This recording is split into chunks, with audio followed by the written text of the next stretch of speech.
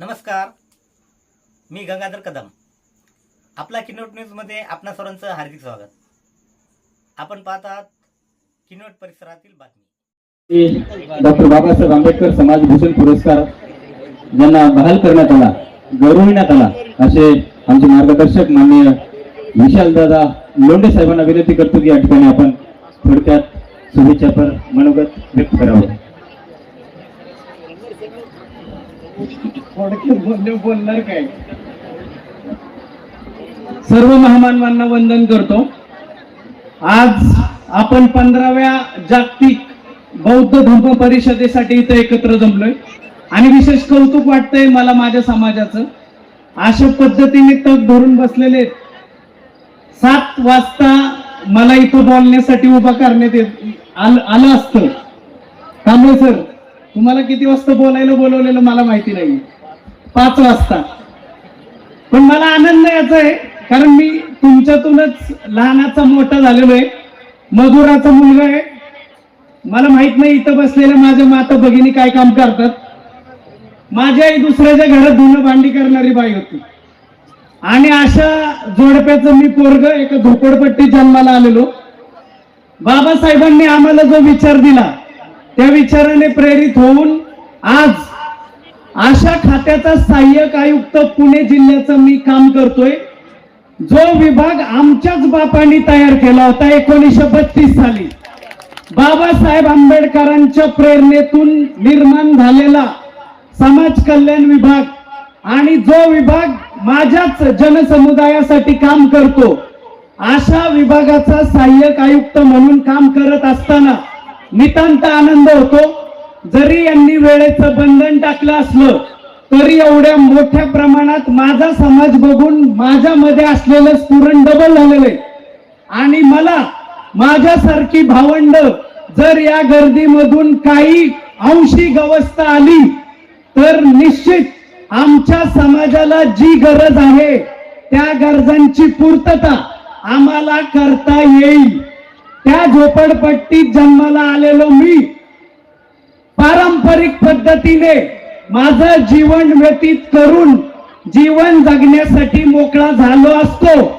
परंतु जर बाबासाहेबांना आपण डोक्यावर घेण्याऐवजी डोक्यामध्ये जर घेतलं, विचारांच्या अंती जर कृतीमध्ये आणलं, तर तुमच्या सारखा तुमच्यामध्ये जन्माला आलेला एक मुलगा अशा पदावर जाऊन आपल्या समाजासाठी काहीतरी काम करू शकेल. इथं उपस्थित असलेल्या प्रत्येक पालकाला, जो पालक आज बौद्ध म्हणून इथं मिरवतोय आणि या बौद्ध परिषदेमध्ये आपलं योगदान देण्यासाठी आलेलं आहे, आपल्या अपत्याची निर्मिती आपण केल्यानंतर त्याला या समाजाच्या गावगाड्यामध्ये केवळ जीवन जगण्यासाठी म्हणून सोडू नका. आपल्या पाल्यांना आपल्या बापाने दिलेला संदेश कृतीमध्ये उतरवण्याची जबाबदारी उचलण्यासाठी प्रेरित करा. बापाने सांगितलं होतं, शिका, संघटित व्हा, संघर्ष करा.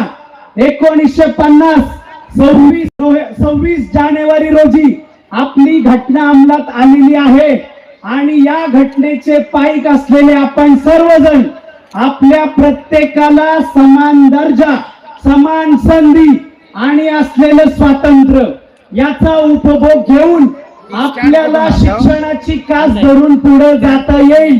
काही वेळापूर्वी सन्माननीय आमदार महोदय जे आमच्या सारखेच एक अधिकारी होते आणि तदनंतर त्यांना आमदार होता आलं, ही देखील किमया आपल्या राज्यघटनेची आहे आणि याचा अंमल आपल्या देशामध्ये ज्या लेवलला जाऊन आपण करू शकू त्यासाठी आपल्याला शासनकर्ती जमात बनावं लागेल. शासनकर्ती जमात बनण्यासाठी जी वेगवेगळी अंग शासनाची आहेत त्या प्रत्येक पदावर माझा भाऊ, माझी बहीण त्याच उन्मादाने, त्याच तेवढ्या ग्रॅव्हिटी पोचली पाहिजे. याच्यासाठी आपल्याकडे असलेलं एकमेव हत्यार ते म्हणजे एज्युकेशन, शिक्षण. आज माझी भावंड उद्योगधंद्यामध्ये, नोकरीमध्ये, सरकारी नोकरीमध्ये, विविध क्षेत्रांमध्ये जर पुढे आलेली आहेत तर त्याचं एकमेव कारण शिक्षण आहे. आणि उलट पक्षी पाहता आपल्याच समाजामधील म्हणजे बुद्धिस्ट असतील, आदिवासी असतील, विजयंती असतील, याच समाजामधल्या ड्रॉपआउटचं रेट सुद्धा जास्त आहे. त्यामुळं 10वी शिकला, 12वी शिकला, ग्रॅज्युएट झाला आणि मग आपण लाईफ मध्ये सेटल झालो असं होणार नाही.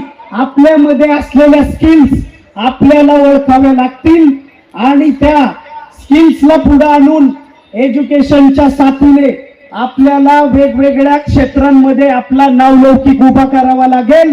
आजच्या या 15व्या बौद्ध परिषदेच्या निमित्ताने मी तुम्हा सर्वांना हे आवाहन करतो, केवळ आणि केवळ इथं मला सन्मान दिला जाईल, पुरस्कार दिला जाईल म्हणून मी इथं आलेलो नाहीये.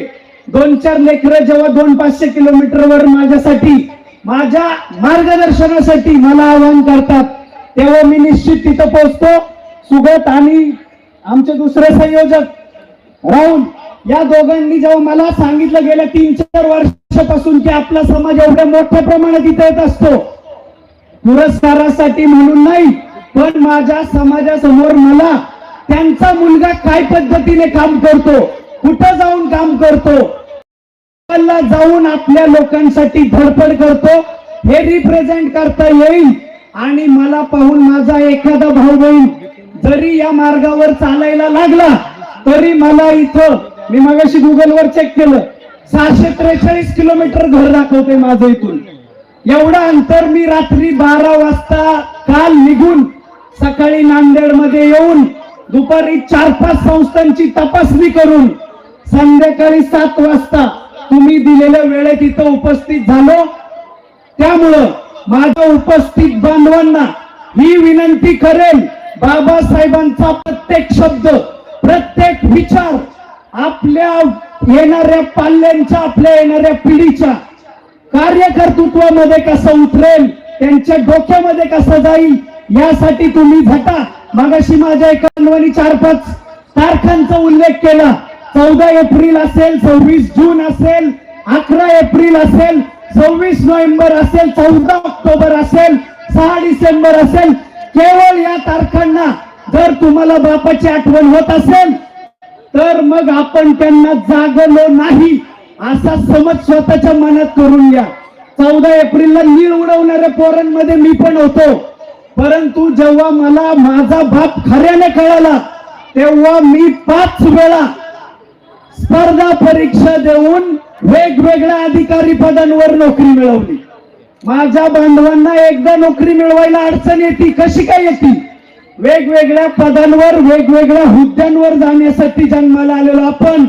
1818 साली जरी तलवारी उचलून युद्ध केलं असेल तरी देखील आज खरी तलवार ही आहे आणि आपल्या हातामध्ये ही तलवार बाबासाहेबांनी 1950 पासून समतेने दिलेली आहे. ती वापरण्याची धमक ज्या अनुयायीमध्ये आहे तो प्रत्येक जण गरजल्याशिवाय राहणार नाही आणि समाजाच्या उन्नतीमध्ये त्याचं योगदान त्याच पद्धतीने असेल ज्या पद्धतीने आपल्या बापाने आपला देह जिजवला. खरा जर डीएनए इथं उपस्थित प्रत्येकामध्ये असेल तर तो प्रत्येक जण त्या उन्मादाने आणि त्याच धर्तीवर काम करेल. अशा पद्धतीने कुठंतरी आपला जीव वाचवण्यासाठी, आपली नोकरी वाचवण्यासाठी, आपलं पद वाचवण्यासाठी जर तो समाजापासून तुटत असेल तर त्याला खरा अनुयायी किंवा खरा मुलगा आणि खरी मुलगी म्हणावं का, याचं देखील आत्मपरीक्षण गरजेचं आहे. अशा पद्धतीने जेव्हा आम्ही गुरगुरतो तेव्हा आम्हाला आतून माहित असतं, आम्हाला जन्म जरी आमच्या आई बापाने दिला असेल तरी देखील डीएनए आमच्यामध्ये आमच्या बापाचा आहे, बाबासाहेब आंबेडकरांचा आहे. पुन्हा एकदा सर्वांचा आभार मानतो. वेळ खूप झालेला आहे, कांबळे सरांना बोलायचंय, आमचे ज्येष्ठ बंधूंना बोलायचंय. आपण सर्वांनी मला अशा पद्धतीने ऐकून घेतलं, संयोजकांनी मला इथं बोलवलं, बोलण्याची संधी दिली. तुम्ही सर्वांनी एवढं लेट होऊन देखील सर्वांनी ऐकून घेतलं, त्याबद्दल मी आपल्या सर्वांचे धन्यवाद मानतो आणि थांबतो. जय भीम, जय शिवराय. परिसरातील बातम्या पाहण्यासाठी पाहत राहा आपला किनवट न्यूज. लाईक करा, शेअर करा, कमेंट करा आणि या चॅनलला सबस्क्राईब करा.